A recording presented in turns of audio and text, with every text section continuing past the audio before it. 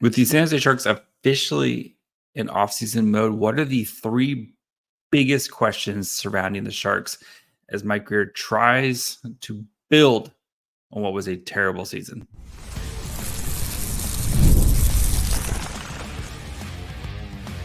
You're Locked On Sharks, your daily podcast on the San Jose Sharks, part of the Locked On Podcast Network, your team every day.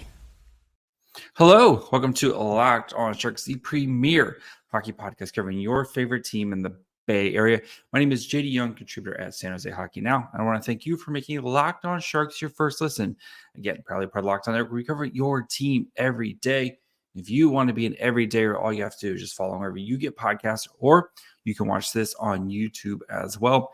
And today we're going to start, I think what most of us we're most excited for, and that is the off-season content. So we're going to be looking at three of the biggest questions surrounding the Sharks this off-season. First one being, how do you get more NHL caliber talent? Kind of looking at Mike Grier, what he needs to do there. Then we're going to talk about some of the old guard players, as in Logan Couture and Marc-Edouard Vlasic, and kind of what their futures. And then we're going to be talking about if the Sharks have the right people in the right place, or if they need to consider making some changes. So before we get into all that, do want to let you guys know that today's episode is brought to you by FanDuel. Make every moment more. Right now, new customers get $150 in bonus bets guaranteed. That's right, $150. Win or lose, visit FanDuel.com/lockedon to get started. So we had a locker clean out. Plenty of good stuff there. I know Shang and Matt and are like plenty of guys there kind of covering the nitty gritty of that. But I wanted to kind of take a broader brush as we start the offseason here and start to kind of look at where the Sharks at. We know where the Sharks are at. And start to kind of, again, how do we build, right? That's going to be the mantra of the offseason is, how do you build upon one of the worst seasons in franchise history? Easily one of the worst seasons in modern NHL history. If you kind of look at the lockout as a kind of cutoff point there and move forward. But and I think the biggest question for Mike Grier is, how do you infuse more NHL caliber talent into the lineup? And there's plenty of ways to do that, right? And I know, Mike Grier said they're probably not going to go crazy in free agency, but the Sharks are going to have to do stuff in free agency and signing players again. They have, even just along in the forward department, right? You have 8. If you include Logan Couture, you have 8 forwards signed who are on the roster right now. And that's adding, like Bordelot and Colin Graff and like some of these guys who are like, going to be fighting for playoff jobs or for roster spots in the off season. You're going to have to add more players in the forward department. And I think whether that's from free agency, signing some players there, you can make some trades. The Sharks have plenty of ammunition. We'll spend plenty of time this offseason talking about that. And then, whether it's some of your own players graduating from the Barracuda or from college, or if you get lucky in the NHL draft, adding those guys in. But no matter what the Sharks do and how they go about it, they're going to have to add players, especially along the forward group, for this team to be more competitive. And we saw, especially this year, right? Going into the year, you felt like you had a pretty solid group down the center between Hertl and then Couture and Granlund and Nico Sturm. And you never had one game with all 4 of those centers playing, right? Luke Cunningham had to kind of slide in there. Mikael Granlund ended up being your 1C by the end of the season. Couture, we got 4 games of, and Hertl was having a solid season until he got hurt and then eventually traded to the Vegas Golden Knights. But this team is in desperate need of NHL caliber talent along the blue line, because again, we know this team still probably isn't going to be very good going into next year, but you want to put your young players in a position to succeed. Again, whether that's if Will Smith, signs, if you get Macklin Celebrini, William Eklund, who had a good season, but again, was kind of sometimes asked to do a little bit more than he should have, or put him in, having to play center where, yes, I know he plays center a lot in Sweden, but hadn't played center in over in North America. It was kind of thrown into the spot there and struggled, right? We saw after he got moved back to wing, he had a really nice end of the season for Eklund, but putting some NHL caliber players in a position or on the roster to allow for some of these young guys to succeed, and looking for guys who either kind of fit the timeline of being young enough where they can still be contributors when the Sharks are expected to be good, or guys who are maybe on a short-term contract, maybe trying to who've been good previously, maybe trying to reestablish their value, maybe not to the extremes that we've seen with some of the other gambles, Sedina, like some of those type of players who coming in to really trying to reestablish their value. But I think though for Grier, that is number one thing is you're going to have to try to make this team more competitive, right? Because it's not a good way. And he talked about trying to build winning culture, all that stuff.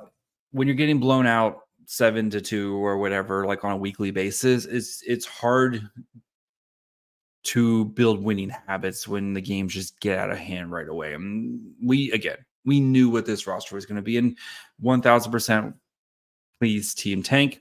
But again, we got to start building. How do you build? I think infusing good NHL talent, again, whether it's sign, trade, draft, whatever, you need to start adding some of those players in. I think Will Smith is really an interesting piece because Mike Grier came out and said he thinks he's NHL ready. So it sounds like Mike Grier has offered him, like, here's your ELC contract. If you want to come play, we're ready to have you come to San Jose. And I think it's Will Smith is trying to wrestle with that. Do I go back for college? Do I go back to college and try to win a national championship? Do I get to play with my friends? And he has every right to do that, right? That is his right. And it's not like the money won't be there for Will Smith, right? He's going to get his ELC. He's going to be, whether it's this year or it's next year, Will Smith is going to be in the NHL at some point. And the Sharks think very highly of him, right? You picked him 4th overall, and Will Smith had one of the best freshman seasons that we've seen in a long time. But again, it's with a guy like Will Smith, right? You're playing with some of your best friends. You have a chance to go potentially win a national championship. You fell a little short this year, and if that's the last thing he wants to do on his bucket list is try to go, score a bajillion points and win a national championship, then more power to him. But I've made my point on Will Smith before. I think he's ready for that next step. I think he's only going to get better if he starts to face a little bit stiffer competition, and kind of get him out of the ecosphere of playing with Perot and playing with Ryan Leonard, and start getting him ready to play against professionals, right? Like that's kind of the next step for him. But again, if he wants to go back to college, like, more power to him. I'd be super excited to watch Boston College for another season, because watching Boston College was really fun. And one of my highlights of the year was watching Boston College play hockey this year. And if the Sharks win the draft lottery, and we'll know here in a couple of weeks, and getting Macklin Celebrini, there's a huge infusion of talent, but still trying to put some insulating factors, because you're going to have an 18-year-old stepping into the league to try to play center. Having guys around who've been there, done that, and can help kind of, yes, be positive role models in the locker room, but can also carry a line or carry, kind of help some of these young guys as they find their way in the NHL. And that is, I think, Mike Grier's biggest question this season is we don't want it where it's just the children running around trying to figure things out. And there is some merit to just letting the children run around and figure things out. But I think, again, having quality NHL talent on the roster isn't the worst thing in the world for this team. So that way you can learn and not put your young players in a position to fail, right? Just because you're asking them to do too much too soon, and putting a lot on their plates before maybe they are ready. And that's how I think that is the worst thing for the development, is to do that. And that's why I think going out and acquiring some quality NHL talent for this team is Mike Grier's number one priority this offseason, is getting some veterans in here who can help make things a little bit easier for the young guys. So we'll talk about some veterans here and kind of their futures, and then we'll talk about, just right people in the right places at the right time. So we'll get to that here in just 1 second.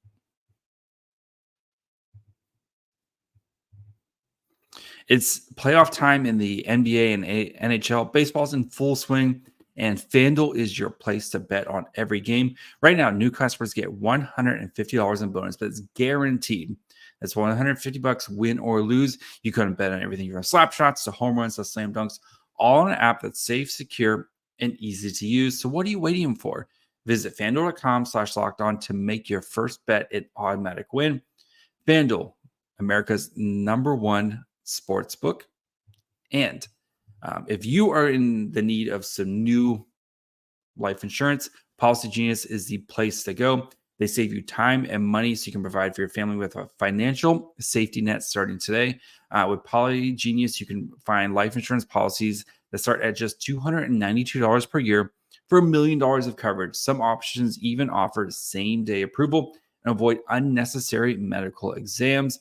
Polygenius helps you compare your options from top companies, and their team of licensed experts is on hand to help talk you through it.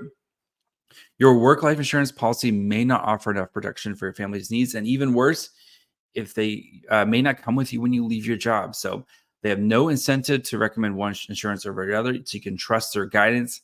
So check life insurance off your to-do list in no time with Polygenius. So head to polygenius.com/lockedonnhl or click on the link in the description to get your free insurance quotes and see how much you can save. That's polygenius.com/lockedonnhl.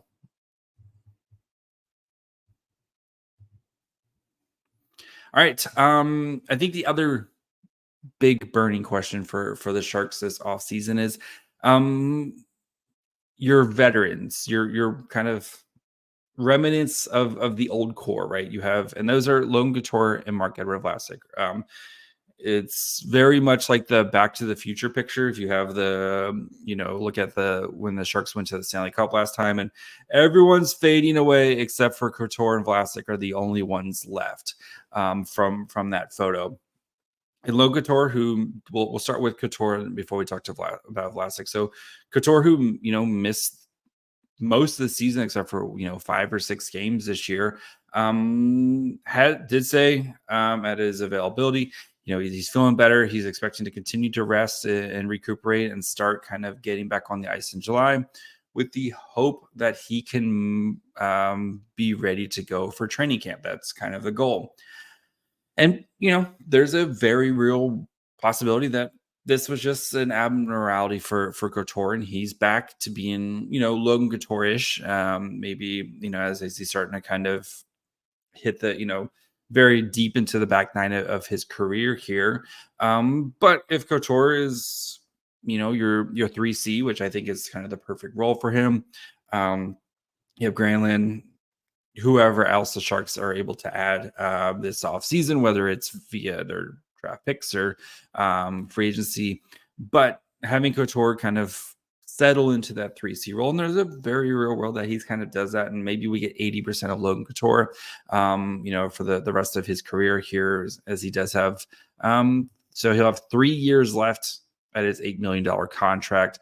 And I think he just turned 35. He just turned 35 last month. So,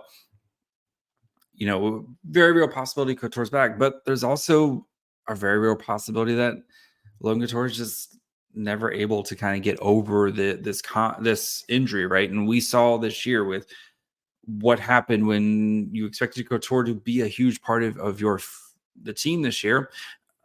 and he wasn't there, right? You didn't really have a backup answer, and that led to like such a huge domino effect.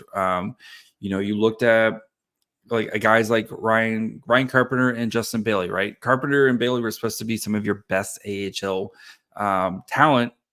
Ryan Carpenter is a great AHL player. Same thing with Justin Bailey, like great AHL players. You had to call guys like that up into the NHL to play. Carpenter, I thought Carpenter would maybe play like 20 NHL games this year. He played basically the whole season because they needed him to slide into that 4C. Everyone kind of got bumped up a peg, right? Granlund playing 2C and eventually 1C after Hurdle left. Stern, Luke Cunnin having to play 2C, Nico Stern, like everyone kind of got bumped up a peg. So I think you need to go into this offseason prepared for Logan Couture potentially not playing again, right? And don't expect Couture to retire. Like if he doesn't, maybe he gets to training camp and he just is like, it's just not going to work. He's not going to retire, right? It's going to be a Carey Price type thing where he's just going to sit on IR for the rest of his career, because why would he turn down $8 million a season, right? If he retires, he's not getting that money. So he would probably just sit on IR, or if the Sharks need the cap space, they'll move him to LTIR. The Sharks don't need the cap space. So he'll probably sit on IR as a kind of eat up $8 million of the Sharks cap space as they go to try to hit the salary cap floor right now. And he'll get his money and probably hang around the guys. And, maybe he can kind of be a little bit of a coach on the ice or one of those type of scenarios. But just you need to be prepared if Couture cannot come back, right? It's just something that Mike Grier needs to do. It's just what happens with Couture. Can Couture come back and be, again, if you can be 80% of Logan Couture, can you be 75% of Logan Couture? Can you be a mentor for some of these young guys? So, and I think the other kind of with these old core players is Marc-Edouard Vlasic, right? Vlasic did mention that they had not talked about a potential buyout. Just as a reminder, so Vlasic, if the Sharks wanted to buy him out, they could do that in mid-June. I think it's the 15th, I believe. So somewhere around there. Don't quote me on it right now. So if they wanted to buy him out, he would have a cap hit this year of $3.83 million with a savings of $3.1 million. Cap hit next year of $4.83 million with a savings of $2.1 million. And then he would have the 26-27 season and 27-28 season would have a cap hit of $1.33 million. So if the Sharks wanted to move on in Vlasic, I think played better on the second half of the season. Not worth $7 million better, but he did play better, I think, in the second half of the season. But if the Sharks were ready to kind of pull the plug on that, you have a lot of young defensemen who need to get NHL experience. You're hoping Ty Emerson comes back. You have Shakir Mukumadulin. You also have like Jack Thompson. Like you have a lot of guys who need to play NHL games on the blue line. Is Marc-Edouard Vlasic just maybe a casualty of that because you need to make room? It's not about the cap space. It's just about the bodies, right? You need to make room for some of these guys coming up. And because the only way they're going to get better is by playing, right? And, Jan Rutta is going to be around for expected another season. You still have Mario Ferraro. Kyle Burrows is signed for 2 more seasons. Matt Benning, which you hope is coming back from his hip injury, is okay, is signed for 2 more seasons. Like you still have guys, you have a lot of bodies for not a lot of spaces. So I don't expect Vlasic to get bought out, but I think it's still a big question for the Sharks is how do you kind of alleviate that log jam, especially on the blue line. Sharks kind of got a little lucky here with just so many injuries on the blue line that they were able to continually rotate guys in and out and kind of play that game. But I don't know if you can do that, kind of expect to do that 2 seasons in a row. And again, guys like Henry Thrun, guys like Emerson, Shakir Mukumadulin, like these guys need to be playing NHL games night in, night out as they get ready to be part of your next your next core. And I think if buying out Vlasic is a way to kind of alleviate one of those spots, that's something that Mike Grier is going to have to think about. And again, the money isn't the big thing right now. I think the roster spot is more precedent than the money right now for the Sharks, because the Sharks have plenty of money to do whatever they want this offseason. And if they're still kind of trying to clear out their books, having Marc-Edouard, Vlasic on the cap for 1.3 for the next couple of seasons is not going to be the end of the world, right? You still have plenty of space. So, but yeah, what do you do with Couture?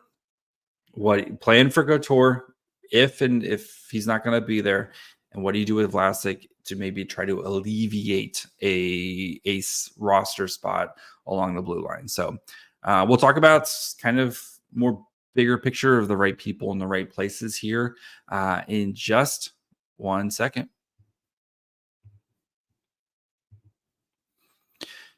If you're looking to go get tickets, maybe you want to go catch the Giants, you want to go catch the A's, you want to, get ready for whatever awesome concerts are happening, that's where you need Game Time. Game Time is the authorized ticket marketplace of Major League Baseball, which makes getting tickets even faster. Prices on Game Time app actually go down the closer it gets to the first pitch.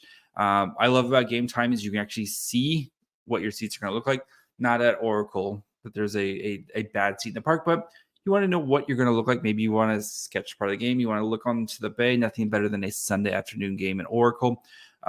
Game Time's got you covered.